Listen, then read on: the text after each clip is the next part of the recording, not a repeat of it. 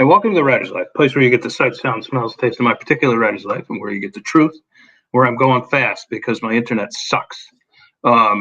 Subscribe if you haven't already, punch the like button, tap the bell for notifications. What else do I usually say? Oh, yeah, go to vinzandri.com for all your thriller needs. And to get the book 3 of American Crime Story, it'll knock your socks off, right? I don't know. Anyway, I had fun writing it. So I have a very special guest, one of my dearest old friends and very world-class poet. And he's been working for the Park Service in the state of Maine for a lot of years. And he's a forest fighter. So you know what this podcast is all about. It's not only about writers, but people who actually do things and make a difference. So Christian Barter has really made a difference, man. Dude, it's good to see you. How are you, asshole? Vince is making fun of a guy we went to graduate school with who was not particularly polite, shall we say. He murdered a dude. Tumble character. May he rest in peace. Yes. I'm doing good, man. I'm doing really good. It's good to see you, and congratulations on your book. I mean, you are a real you're quite impressive. I'm working on a manuscript of poems that some of these have been kicking around for 10 goddamn years, and I'm finally trying to pull it together, pull at all the little threads, and weave it into a book. And so I'm really impressed with a writer who can actually finish books. Oh my God, dude! At this point, I mean, this is about you, but I mean, at this point, at 59 years old, and I'm actually I've been on this earth for 60 years now because I was in utero 60 years ago, right? Just after Kennedy was shot in Dealey Plaza, which to some of the listeners it could be like, wow, that guy really is old. Holy shit, man! He was a contemporary of George Washington, wasn't he? Yeah, wow. It's amazing he's up. He should be sleeping and drooling. Oh boy, I think I just messed myself. Wait,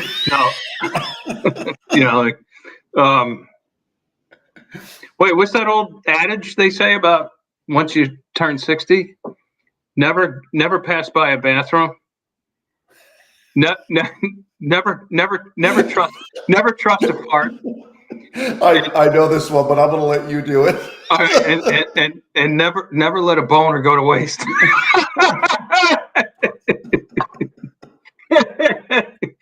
I'll get a note from YouTube, non-monetized, right? Go ahead, see if I care. Yeah, remember, we thought those guys, Les Edgerton, and a lot of my fans were Les fans too, and a lot of people who belong to this channel loved Les, and who recently passed away also. But they were like 53 or something like that when you and I were in there. Yeah. And you're like 4.5 years younger than me. I was like 29, 30, and you were like 25 or something. Yep. And we thought those guys were old as the hills. Oh yeah, it's all relative. It's all relative. Oh my God! And it's more dramatic looking at people older than you. Like I look at people 10 years younger than me, and I think, oh, they're my age, because you can remember being that age, and it doesn't seem that long ago. But I look at people 10 years older than me, and I'm like, whoa, that guy's pretty old. For sure, and like. The weird thing, like even the difference between, I'm 59, so you're about what, 54? 54. I'm going to be 55 in January. Yep. Okay, right, in January. Right, because you had a birthday. So when we were in grad school, we did this low residency program at Vermont College, an MFA program, MFA in writing. Barter was poetry, I was fiction, and I had a birthday during they would have 2 sessions, 2 11-day sessions. And Barter's birthday, I think, was during the January session, and mine was during the July session. So, but it's just amazing how like we all gravitated together, and like we like stayed away from the bleeding hearts and just laughed and got partied. And I used to buy cases of beer for the room. Remember, it was just crazy. We didn't, you know, I could just remember like sitting in some of those workshops and like just so hungover and like whatever. And but then by the time like the party came at night, like it was like, oh, I feel pretty good. You're really blowing my cover here, Vince. Listen, when did you first start writing poetry? So you enter the Park Service. You're like, I want to make this a career. I mean, who wouldn't like that? You live in such a beautiful state. You live right near Acadia National Park. And I mean, I assume working for the Park Service was as intuitive as writing poetry was for you. Yeah. Actually the poetry was always intuitive for me. And as a boy, I just always thought that I would be a writer, and a musician, and, Right. That kind of thing. I did not see myself doing essentially, blue collar work. And I'm very proud of the work that I do. That's not in any way to diminish it. I actually have a lot of respect for people in the trades, but I did not see that coming for me. But I started like getting serious about writing poetry when I was in high school, which I think a lot of people do. You got all these feelings, and you're starting to see yourself as like this mind in the universe, and seeing yourself as an individual, and having thoughts that are maybe different in some way, and maybe could be different in some important way from even other adults' thoughts. And you want to get this stuff down. And I was heavily influenced by, Jim Morrison and other poets too. I really love like Theodore Roethke and John Berryman and stuff like that. And that just always felt like what I needed to be doing. Every time I sat down to work on writing poetry, it felt like the real me, and the me that, that could speak in a way that I otherwise was not allowed to. And I think that is in some ways still the case. I think the rebelliousness of it has gradually leached out of it as I've gotten older, but I do still feel like when I write poetry, that I'm able to access a way of speaking that is true to myself in a way that we just can't get at with everyday conversation and other ways of speaking. So that will always draw me back to it. But that always felt totally natural to me. The Park Service thing was really just kind of a happy mistake. I was in college, and I knew I wanted to just get a job that was pretty low stress. And I got a job in Bar Harbor. My sister was coming to I grew up near here. So I was at Bates and she was at Bowdoin, and she was a couple years older than me. She got a summer place in Bar Harbor, and I would go see her there like my senior year in high school and feel like, wow, this is pretty cool. It was like this boring town, and everybody waited tables and hung out on the porch drinking and smoking, and everything I thought was just the coolest thing ever at that age. And I got a job with a landscaper. My first job on the island was actually digging graves. Oh, that's terrific. So I've been through the mill of like everything you could do with your body, Right. So I was digging graves and mowing lawns, and the guy I worked with was like, had just gotten out of jail, like my first day on the job. I'm, showing up fresh out of college, and he showed up with tattoos and like no shirt on. And he's like, all right, Slick, let's go poke one in the ground. We go, I'm like, what? I didn't even know grave digging was part of this job. We go out to the cemetery. Pretty much. And I did that for a couple summers, and then so I knew this guy that worked for the park just around town. He was like, oh yeah, I'm making like $2 an hour more than you. Back then, $2 an hour was a shitload of money. This was like 89. And I was like, well, I want to apply. He was working on the back of the garbage truck. I was like, great, I'll work on the garbage truck. So I applied for a maintenance job, and it just so happened that the trails department saw my application, needed somebody, and I got hired to work on hiking trails. I'd never even really hiked. I mean, I went on a couple outing club things, and so that's how I got into trails. It was really by accident, totally, just total coincidence. Right. Says here in your application, Mr. Barter, that you're an expert hiker, and that you were a trail boss in the Adirondacks. Oh yeah. But you're only 19. It was a laborer job. It was like, how much weight can you lift and carry? And back then I used to hit the gym, and I would carry full kegs into this house that had keg parties every Wednesday that I lived in at Bates. Shout out to Pierce House. I don't know if they're still doing that. And I knew a keg weighed like 150 pounds. And so I get to work my first, I probably can't do that anymore, by the way. Get to work my first day, and the boss is like, well, this is Christian, and he says he can lift and carry 150 pounds. And everybody kind of laughed. I was like, oh, that's great. And now I look like a great dick, Yeah, he did that on purpose. Now I think I get it, because why we like instantly bonded, and even with Les and Roger Walls, because I had done basically the same kind of work in construction, and I was a big weightlifter, still am. And now don't be fooled. Barter and I look like we're the same, but he's a big guy. This is a photograph from writing school.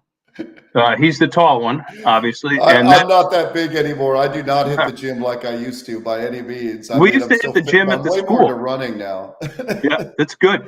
And that's Marie Jordan in ours. Who are Oreoing, and she's, I think, since either been nominated for a Pulitzer or won one. Are you serious? For nonfiction, yeah. Wow, good for her. My God. Wow, that's a blast in the past. Yeah. 46. I'm sorry, folks. I have all these inside jokes that only Barter and I get. So like, because we listened to some of these people. Everybody lied like crazy. If a workshop would finish and people would come up the stairs and like, Sid Lee loves me. He says I'm like the best student that's ever come through this program.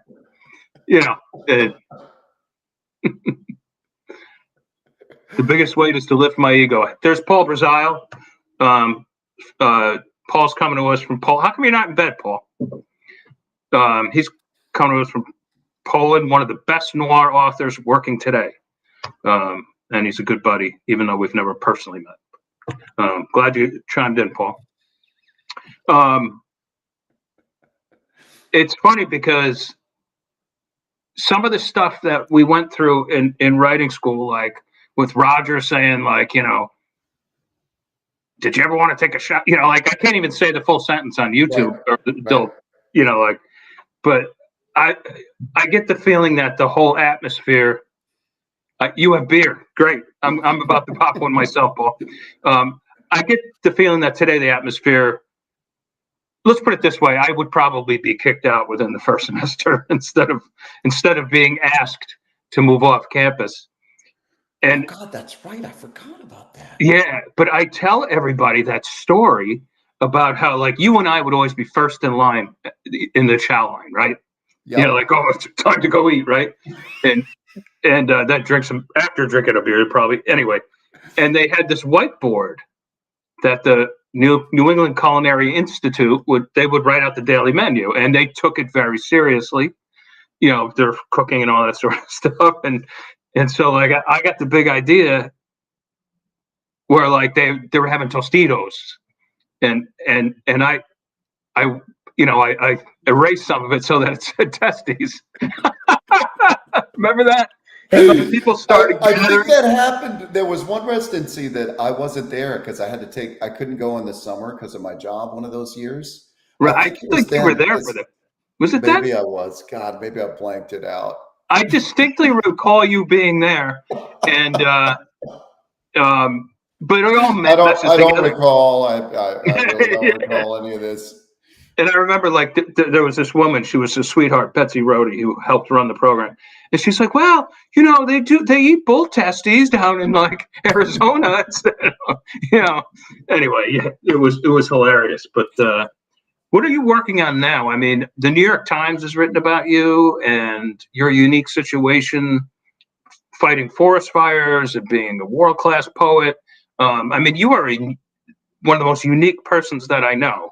And I mean, what are you working on now? In my writing, I'm doing a couple different things. I'm trying to, I can't remember if I referenced it in the one that got blanked out or this one, but I did in this one. I'm trying to pull together a manuscript, which I'm hoping will be my fourth book and might increase my total book sales to like a few hundred, So I am very hard to get a book of poetry published. Very hard. The getting it published, I used to see as like the be all end all. And then at some point, I realized that like, boy, it'd be really nice to actually sell some books and that kind of thing. And we'll see what the future brings. But I'm working on a manuscript that I think I'm finally happy with. It started out.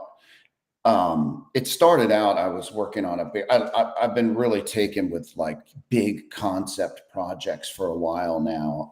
Right.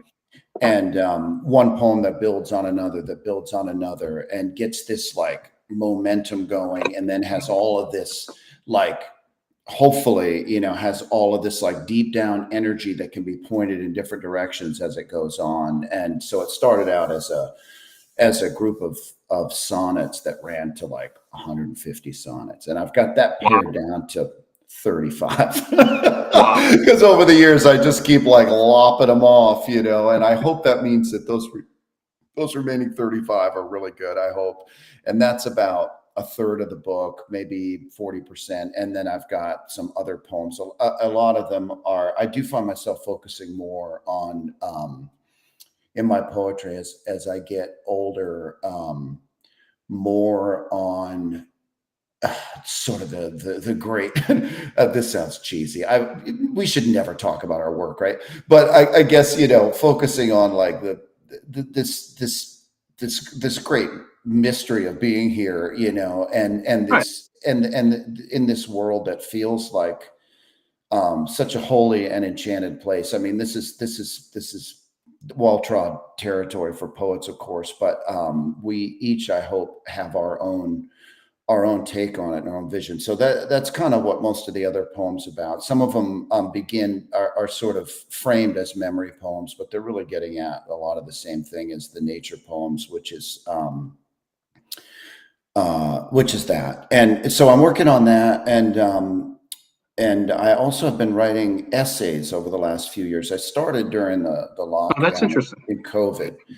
And these are mainly about sort of the work I do, and but using that as a gate that opens, hopefully, into bigger idea stuff about our relationship writ large with nature. And so I've got 4 or 5 drafts that are probably done, and I should probably send them out.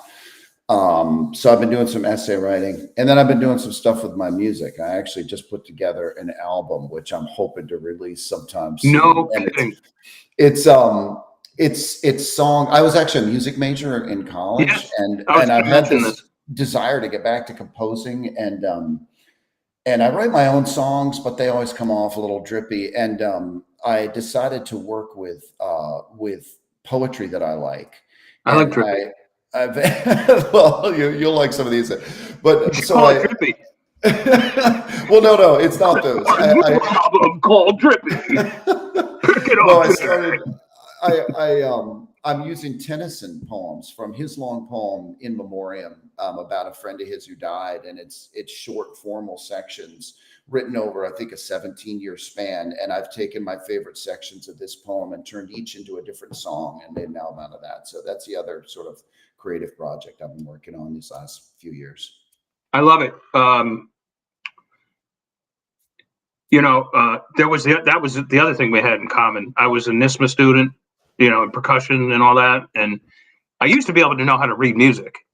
And my father used to say when he'd read a trumpet part for a band that was coming into town or an act, he'd say to him, he would actually on Sundays bring a TV down into the pit with him and with the sound off, watch a football game while he's reading the chart. He's like, to me, it's just like reading a newspaper. And so I assume that you're writing the chart out. Well, I'm doing a lot of it with guitar, so I'm doing chord sketches. So yeah, I'm writing out the chords and the basic rhythm of the thing. But technology's come so far since I was studying music in the '80s, and so I'm using Logic Pro, which is an app where you can record stuff into it, and then I have a keyboard that's a MIDI, so I can program it to sound like strings, and I can use these can drummers and stuff like that. I'm also working with a guy who's a real drummer who does some of the tracks and is helping me produce the thing. But yeah, a lot of times I'll just like record the sketch and get that down, and then start working with that. So you don't have to write everything out by hand the way you used to. Wow. And also I believe there's software that's been around for almost 20 years, I think, or where you play the music, it records, and it will write out the score for you. Yeah. That's been around for a while. If this ends up taking off, and some, by some miracle, and other people want to like do these songs, then yeah, I'd have to work on like making them into charts. Yeah, that's awesome. I think that is just terrific.